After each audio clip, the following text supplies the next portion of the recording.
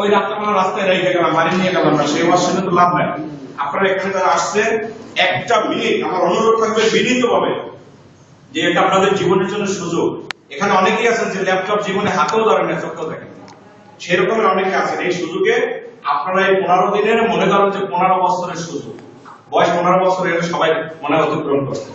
সেক্ষেত্রে 15 বছরের সুযোগ, এই 15 বছরের সুযোগটাকে একটা সেকেন্ড নষ্ট করবেন না। যদি 9টায় টাইম থেকে 8টায় আসবে, 8টায় এসে রুম খোলাইয়া ল্যাপটপ দিয়ে শুরু করে দেবে এবং ল্যাপটপে এই কয়দিনের ভিতরে কাহিনী বানাই ফেলাইবে, দুর্বল, বুঝতে পারছেন, দুর্বল বানাই ফেলাইবে। আপনাদের শিক্ষা দিয়ে আমি এটা আশা করি, এবং যারা আসছে তাদেরকে বিরক্ত বানাই ফেলবে। তারা যেন মনে করে যে মাদক কষে গেছিলাম, এই মেয়েগুলো আমাদেরকে বিরক্ত করলেও ওদের শেখার আগ্রহ আছে। আর তারা যদি বিরক্ত হয় তাতে কিন্তু আপনার আমার কোনো সমস্যা নাই, কারণ তারা একটা বিরক্ত করে রাগে চলে যাবে, আমরা যাওয়ার দরকার।